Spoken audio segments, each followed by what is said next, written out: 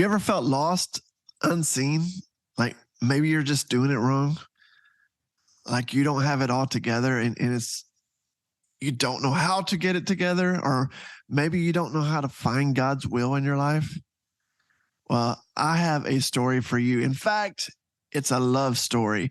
Who doesn't love a good love story? My guest today, Bryan and Jamilla Stafford, friends of mine from the Faith in the Family podcast, are coming next to share their story. And it all happens right after this.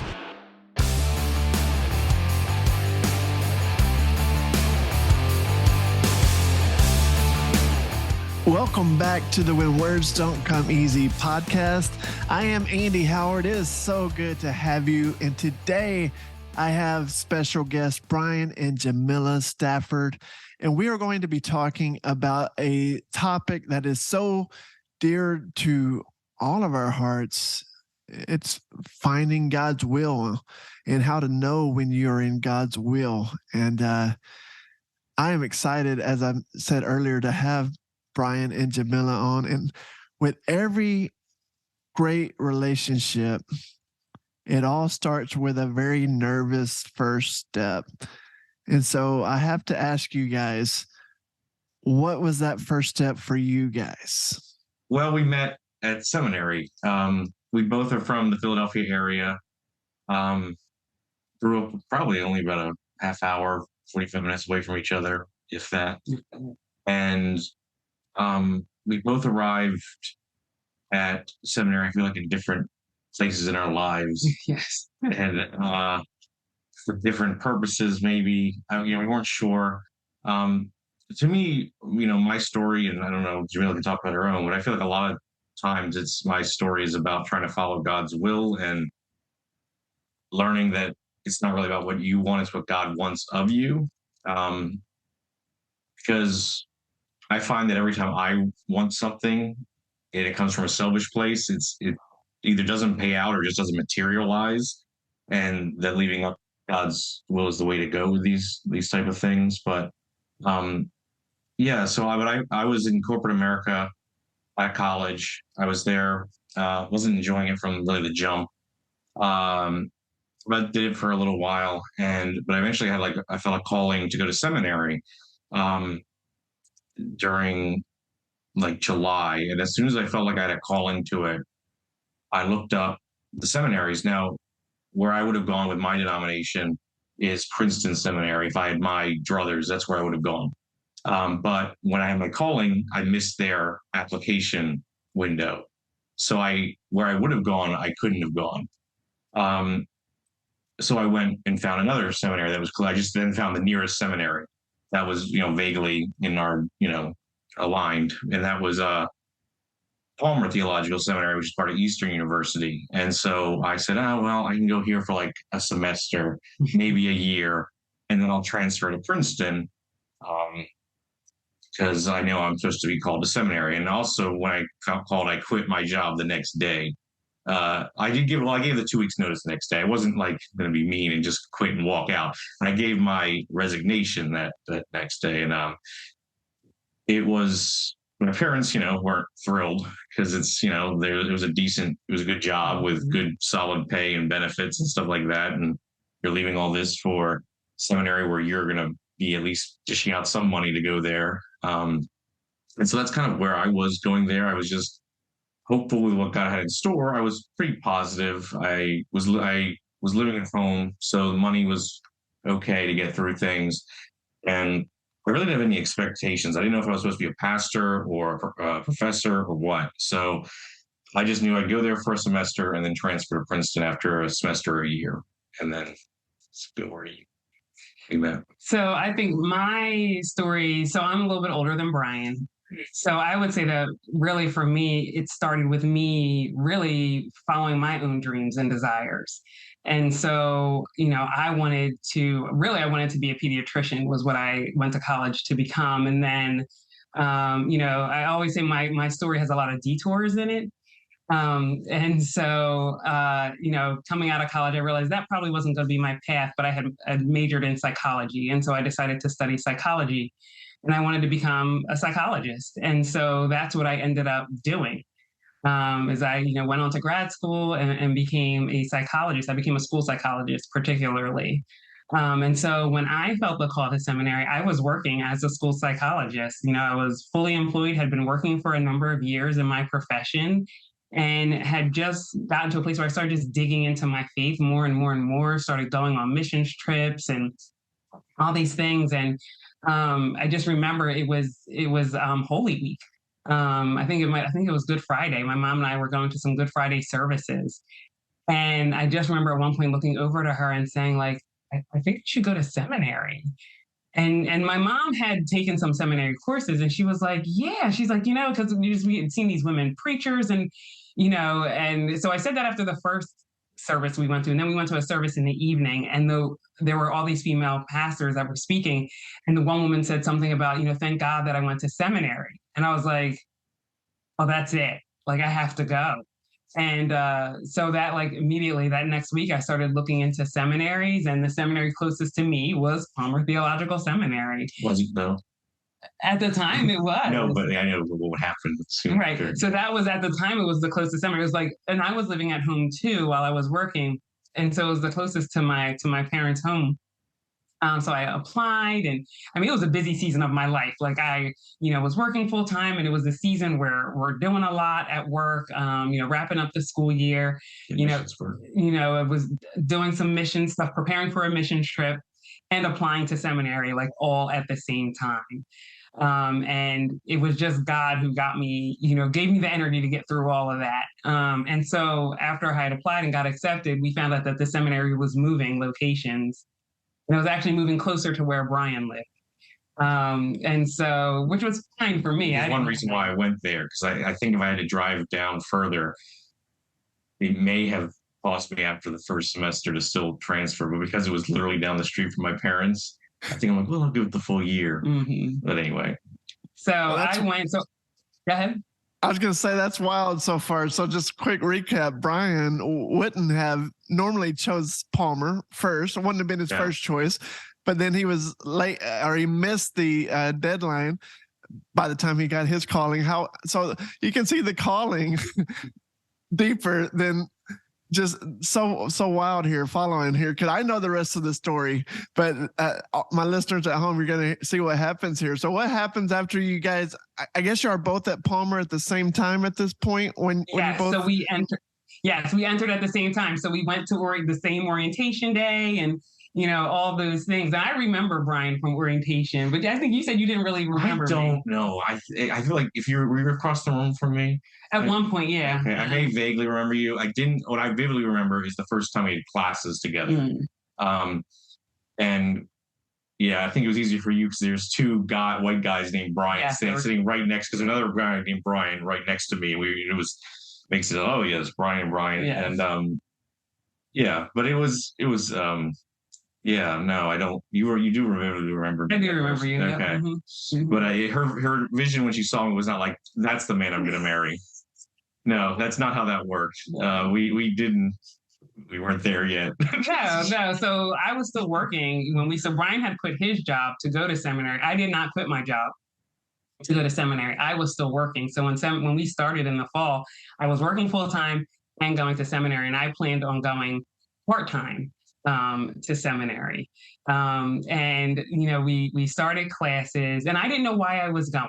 I had no clue what I was supposed to do, what degree I was supposed to pursue. Like, I didn't know. All I knew was God said go to seminary. So I went.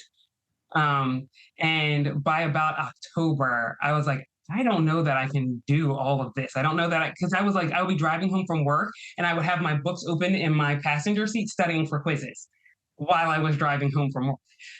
Is that when I had my gauche moment? Yes. And so I was talking with Bryan one day in class. So we were friends, pretty quickly. Mm-hmm. So we sat near each other in one of our first classes. Yeah. So we were waiting for class to start, and I think we were supposed to be meeting in our groups. And so we ended up working in a group together on a project. And I was saying to him, oh yeah, I'm going part-time. And he goes, isn't that going to take you like 8 years? And I was like, yeah. He's like, I'm so sorry that, like, I said that. I'm sorry. My mouth going before my brain. And I said to him, I said, no, I needed to hear that.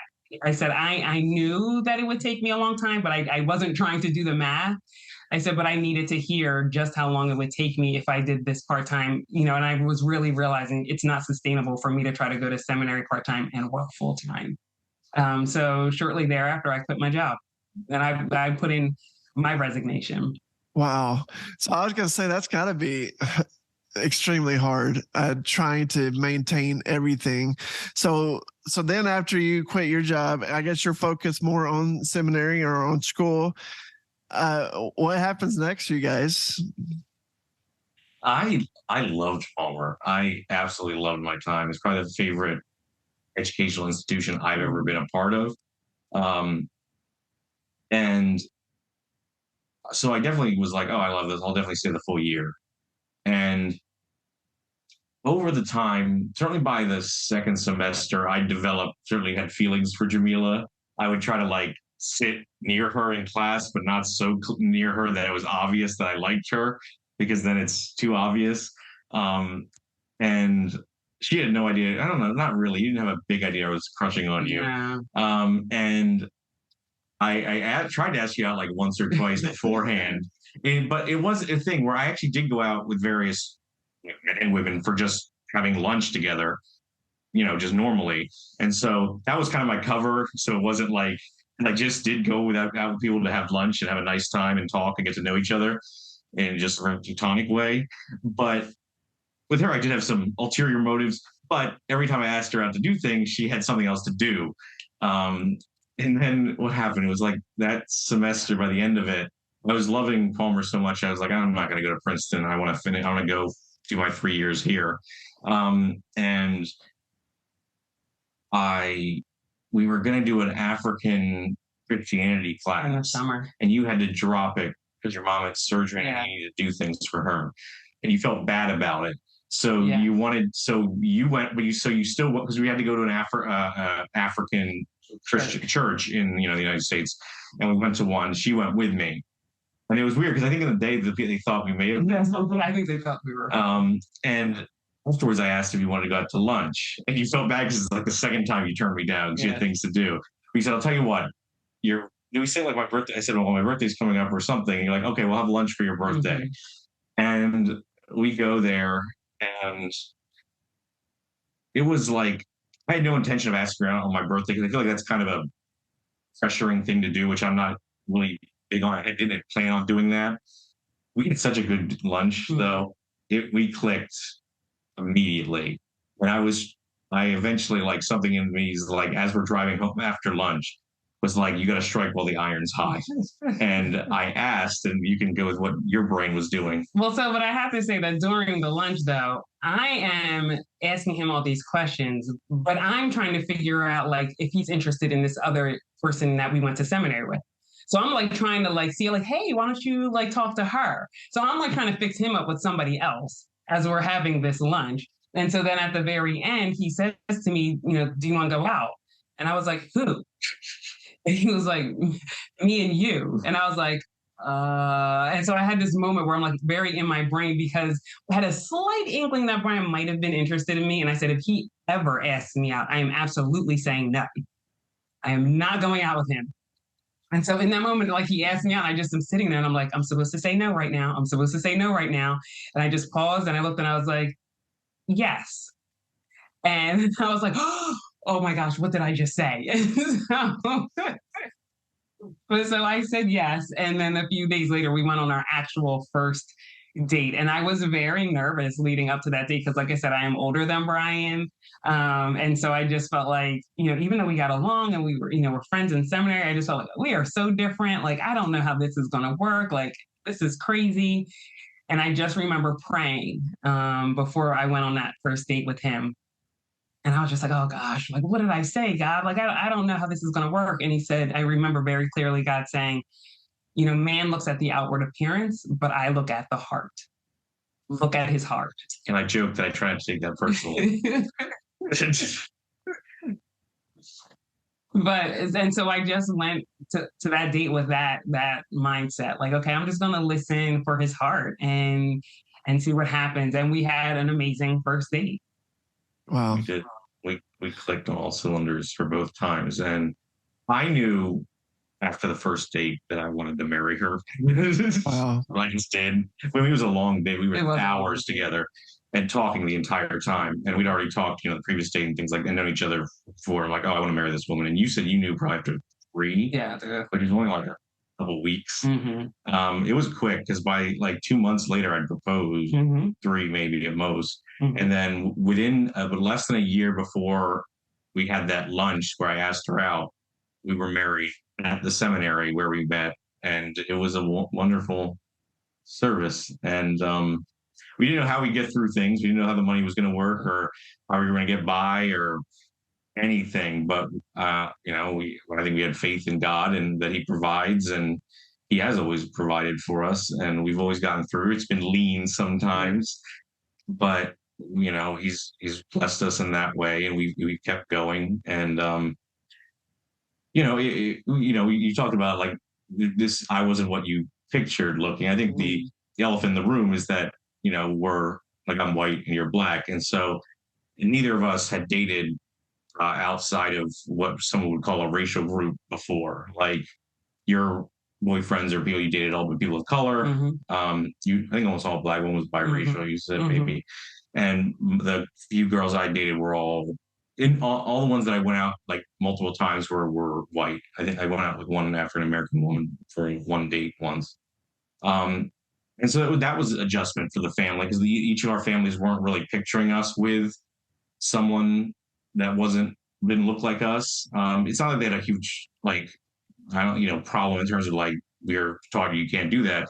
It was more just our expectation versus reality, and it was tough in ways we did expect and didn't expect. I think our families to adjust, but God has always provided, and Palmer was such a supportive place for us. In that almost no one like had any kind of remote negative thing. It was all very positive. Yeah. That was a good place of encouragement and love that we had during that period. Because like I said, now remember, we have both quit our jobs for a seminary. Yeah. So neither one of us was working at the time that we got married. Wow. So you're all in at this point. You both have no money, no income. I mean, you're relying on God. You're trusting Him. You get married quick. So engaged, you said by 3 months, and then married, I guess within a year, or how long was? Yeah, less than a year of before I asked her out. Less than a year. Incredible. Yeah. Well, I love what you hear God say. It's man looks on the outward appearance, but God looks at the heart.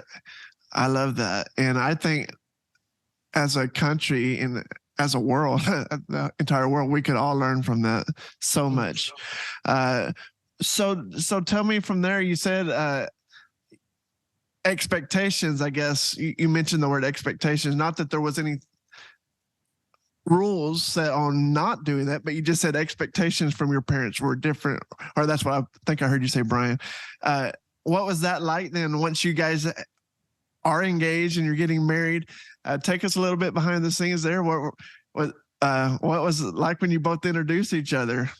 If you don't mind me asking. No, sure. Yeah, it's actually funny. So Bryan referenced when we went to an African church. So I think, you picked me up that day. So he picked me up from my parents' house. And as he mentioned, my mom had surgery. And so she had just come home from rehab. And I said, Mom, my friend Bryan from school we're going to go to this church service together. And she's like, okay. So he comes in and we're friends. I'm not thinking anything of it. And she goes, he is such a nice young man. Oh. And I was like, yeah, okay, Mom, he's fine. And so, we go. And so then we start dating. And so then I tell her, I said, Mom, you remember Bryan? I said, we're dating. And she was like, wait, what? And I was like, you remember Bryan? She was like, you're dating? I thought he was a nice young man. So the nice young man, like everything changed when I said I was going out with Bryan. She was like, whoa, I don't know about this. Are you sure he's much younger than you? No.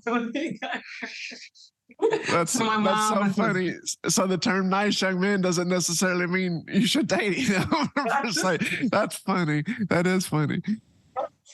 So yeah, so it was a little bit of an adjustment for my family, and just because, like Ryan said, I had never dated really anyone outside my race, and also that time, was very much a time when I was in seminary. Like I wasn't actually dating at all, really. And I was kind of in this season where God was just like really refining me. And I think preparing my heart to be with Bryan. And so, I hadn't been dating. I was very much involved in my family. Like I said, my mom had surgery and she had some difficulty. So me quitting my job actually helped because I was able to be there for her, to take her to physical therapy and support her in that way. My younger cousin had twins. And so I was there to help her with them. That was actually the first day I asked her out. Yeah, the twins were born. And I was like, oh, I cannot go out on a date with you. The twins were born. I got to go. But so I was able to support my family in lots of different ways. So I was very much, just in with my family. And so then it was all of a sudden like, okay, wait, I'm dating someone. And oh, guess what? And now we're engaged. And so my family was like, whoa. They were not prepared for it. And I am very methodical. I am very pragmatic, and it was so out of my character. So that was a struggle for my family. So completely out of left field then, because you're usually the planned out one, and you were not even dating, and then all of a sudden you're engaged and dating and engaged rather quickly. How about with you, Bryan? What was like on your side? I don't know what they thought at first. I think they may have wondered because they knew she was, like I said, I was 24, and you were 37. Mm-hmm. So I think their assumption was like, oh, she must have been married before or had a kid because she's 37. And so I think it took them a while to understand that, no, you'd never been married and never had a kid. And because I think it's fine if you date people that have kids, but I do think that's something that for me would be something hard to go get over if I didn't have kids. That's one thing if your blended family and things like that. But like me, I did kind of want someone who hadn't been married before and wanted someone who didn't have a kid before, was looking for a wife. So to me, it was something that it mattered. But like they didn't really ask originally. Like they made like weird assumptions at first. And then we kind of talked like, no, she'd never been married. She'd never had kids. I met her at seminary. Like, yes, she's older than me, but she really loves me for who I am, and I love her, and she loves Jesus more importantly. And we they never had a real problem with it. They liked her from the jump. I think like when you came over, they liked her from the get-go. Yeah. And mom saw the way the pendulum was swinging and was like, okay, she's gonna be my new friend. And so it was pretty good. I think, and most you got a couple people that were shocked, like, oh, I didn't think you'd be the one that would, I remember having one relative go like, I didn't think you'd be the one to date or marry someone that wasn't like a non-white person, like a non-white person. I thought it would be X. And, and I said, well, okay. And, it wasn't actually a negative thing. The person was just kind of joking, like they didn't have a problem with it. So actually there wasn't like a huge, like, kerfuffle or anything like that. Mm-hmm. I think there was some, adjustment for me being, around, like you said, your parent, you were out of kind of like thing out of character, what they thought. Yeah. And so that was kind of an adjustment, I think. Yeah. Well, how long have you guys been married now? Going on 9 years and a few months. Yeah. Well, congratulations. Thank you. Yeah. Yeah, it'll be 9 in June. Yeah.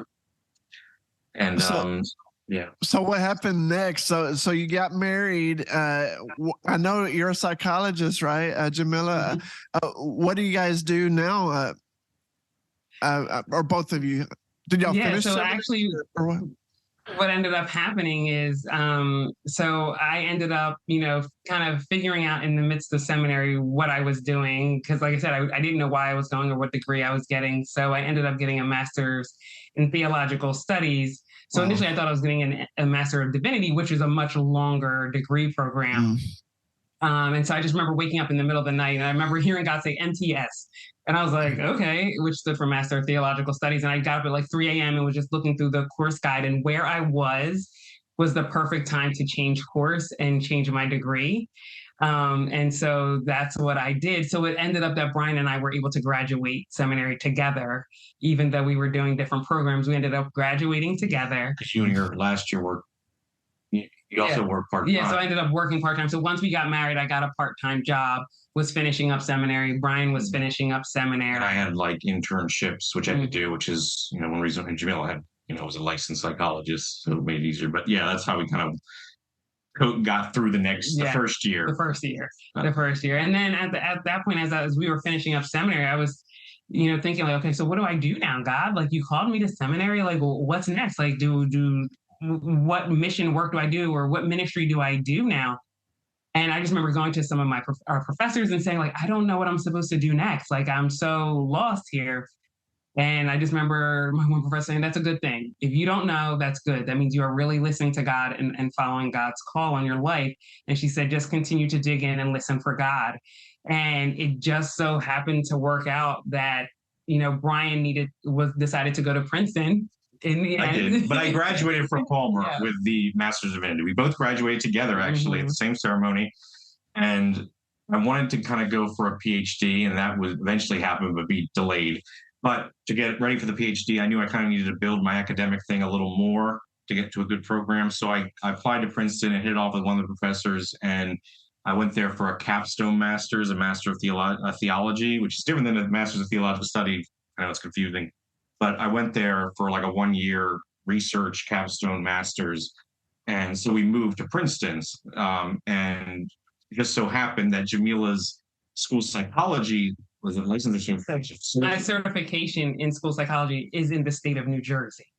Not Pennsylvania, where we were from. Not Pennsylvania, where we were from and living at the time. It was in New Jersey. So it was like, oh, okay, I think I'm supposed to go back to being a school psychologist. And it just so happened I was talking to a friend and former colleague, and she was like, oh, so-and-so who we used to work with, she works in a district right near Princeton.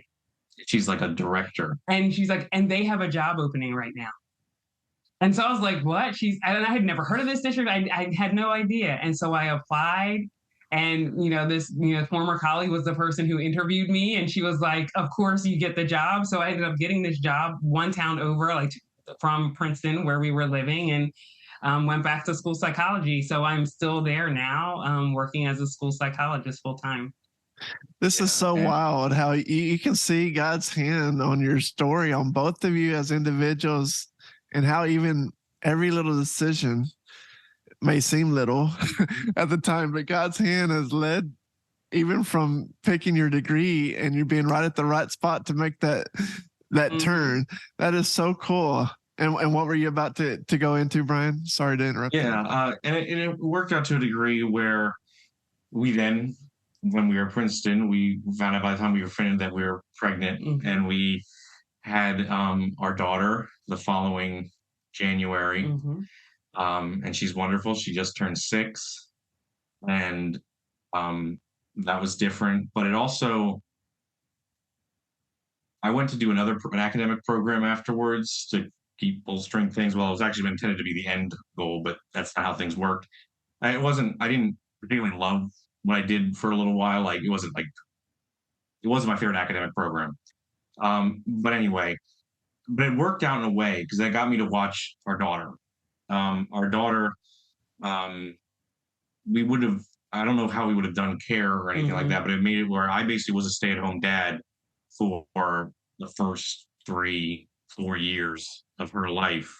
I was the one at home during the day with her playing, and it wasn't something I ever saw myself doing. I wasn't really good with kids. That's not my thing, I wouldn't phrase myself like that, and I never saw it. But it's one of those things where if you feel like that's where you need to be right now for your family, then that's what I did. We'd go to basically rhythm thing, like Mommy and Me. I'd be like the one dad with our baby girl, and it was good though. And I think I have a lot of moments in my heart with our daughter and memories, and just I'm blessed to have time that I think a lot of dads don't have with their kid.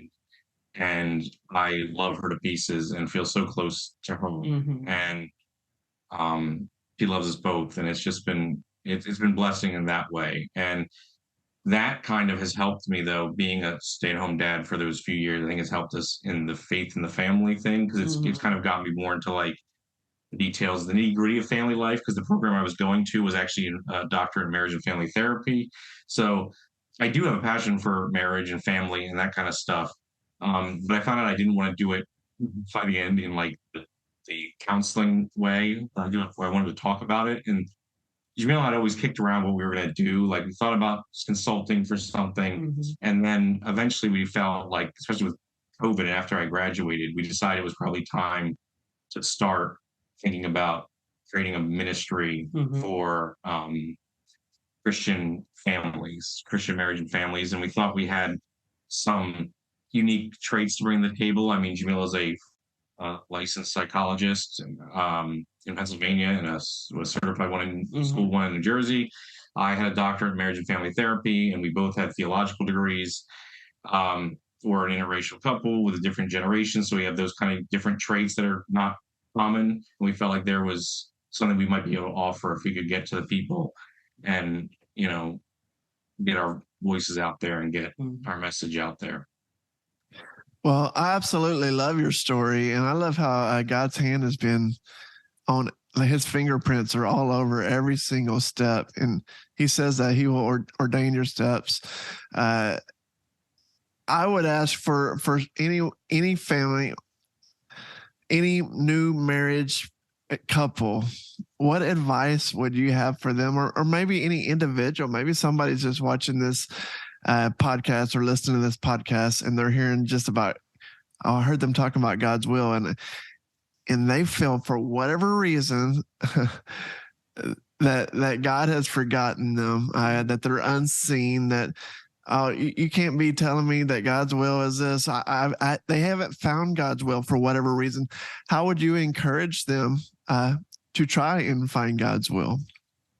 I mean, Andy, I can absolutely relate to that feeling, because that was the feeling I had, in my mid-30s, was that clearly God had forgotten about me. God didn't see me, that, my friends were getting married, they were starting their families and having kids. And here I was 32, 33, 34, and I was unmarried and, just felt like, just forgotten.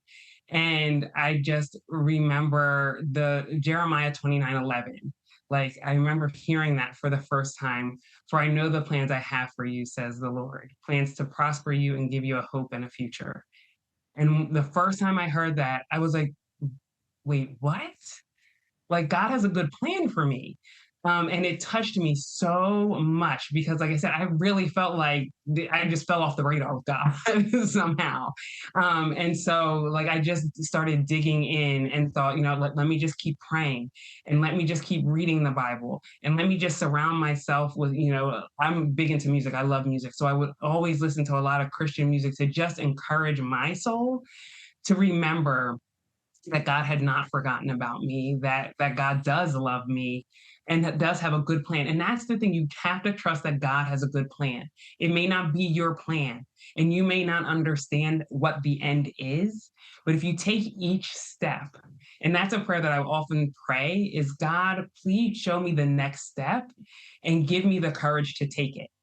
And if we can just do that, then God will guide you. God will guide you. He will show you the path. So like if you are in that season where you're feeling forgotten, stay encouraged. God loves you and absolutely has a good plan for you. And I think, like we said, this whole whirlwind of stuff happened and I ended up, meeting my husband and getting married and having a child and all this stuff. And like he said, I was 37, 38 when we got married and 40 when we had our daughter.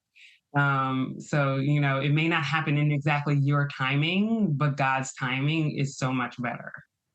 That's so good. And I thought about Psalms 119, 105 when you were talking about that, about how sometimes he doesn't light up just the whole pathway of where you're walking so you can see everything, but he lights up, okay, I made it to my next step. Still dark here. I'm still scared. Oh, I see my next step. So just trusting God, just step by step. Bryan, did you have anything on that you wanted to add? I just on, kind of trying to follow God's will.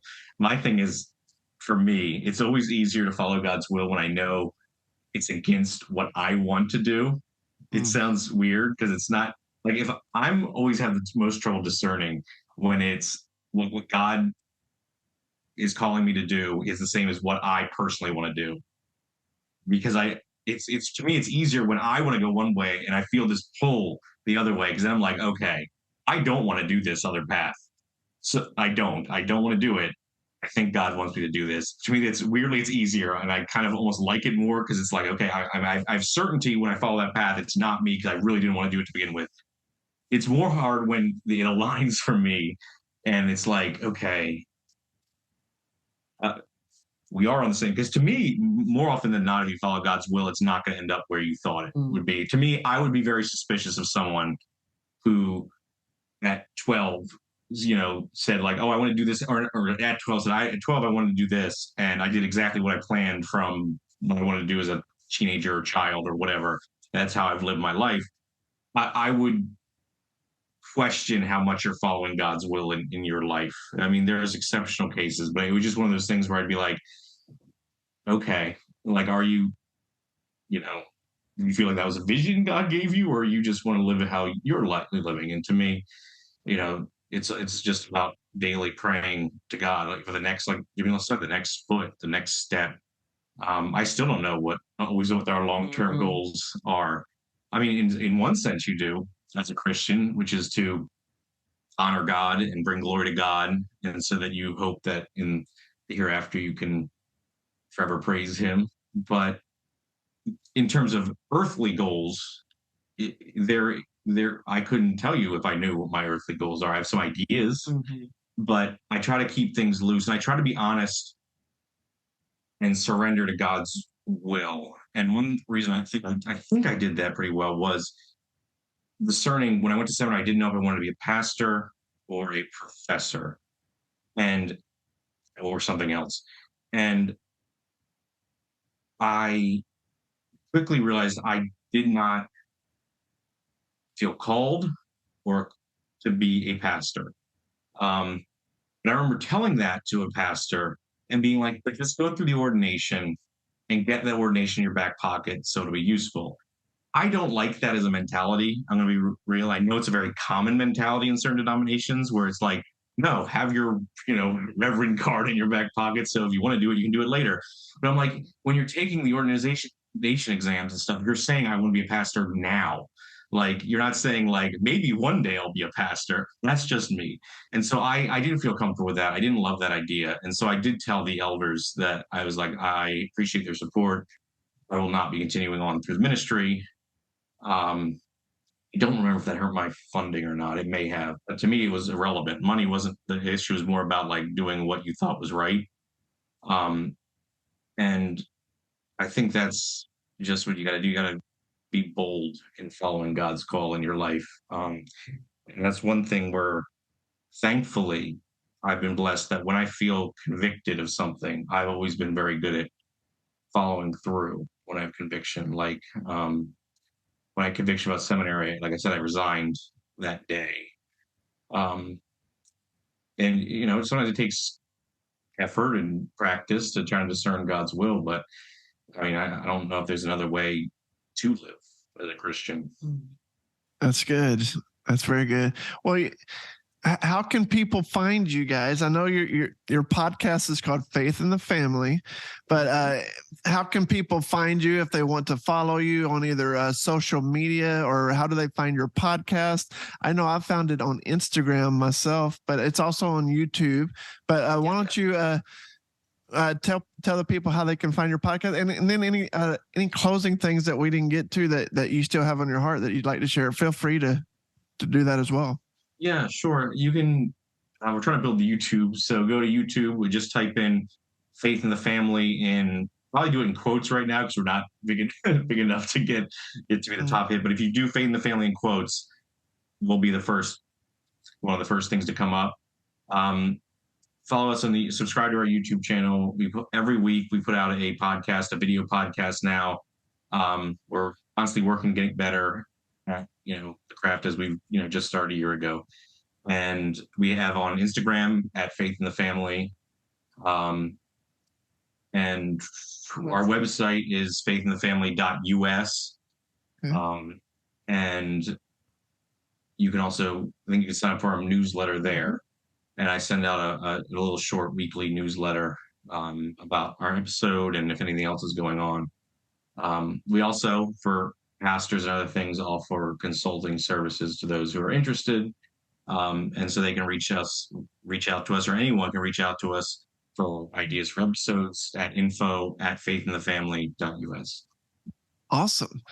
Well, you guys, it's been a joy getting to catch up with you. And you know what? I'm a very good sport. I didn't even mention anything about Sunday night because yeah. Oh gosh. one, because my team I was jokingly thinking, I'm like, he cursed us by cheering for us. It was a blasphemous thing. No, I was kidding. But it was funny. I laughed when I was like, oh gosh. The story I told you Bill after it happened, like, I don't want to talk about it. Let's not talk about it. I do feel horrible, but it was a great game. It really was a good game.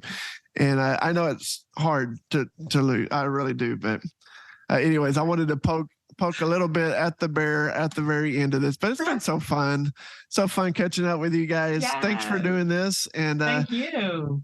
Yeah, don't worry. I would have brought it up if they had won. So it's all fair. They got a very good team, so you have a very good chance of doing that soon. So anyways, good catching up with you guys again, and we will finish right after this. Well, as a diehard Cowboy fan, I got to tell you, that's the first time I think I have ever communicated or interviewed for sure, but ever even talked to an Eagles fan. And you know what? They weren't half bad.